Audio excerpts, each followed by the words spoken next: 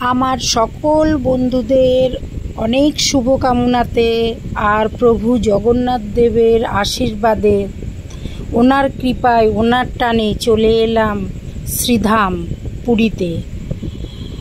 সত্যি এখানে আসার জন্য খুব মনটা উতলা হয়েছিল।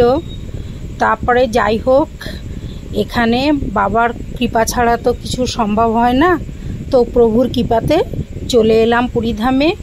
এসে দেখাচ্ছি তোমাদেরকে, দেখো কি সুন্দর মনোরম পরিবেশ। ঠিক সন্ধ্যার একটু আগে আগে আমরা এখানে এসে পৌঁছালাম। দর্শন করো পুরীর মন্দির। এই পুরীর মন্দির অনেক রহস্যে ঘেরা, অনেক রকম রহস্য এখানে লুকিয়ে আছে। সেই রহস্যর কিনারা আজও অনেক কিছুতে সম্ভব হয়নি। এখানে জগন্নাথ দেবের মন্দিরের বাইরে আছে, কিছুদিন আগে রথ হয়ে গেল, সেই জন্য রথ তিনটে দেখো দাঁড় করানো আছে। এই যে এই রথের সময় এখানে তো লাখো লাখো ভক্তের সমাগম হয় রথের দড়ি ধরার জন্য। যাই হোক, আমাদেরও সৌভাগ্য যে রথগুলোকে অন্তত দেখতে পেলাম, একটু ছুঁয়ে দেখলাম।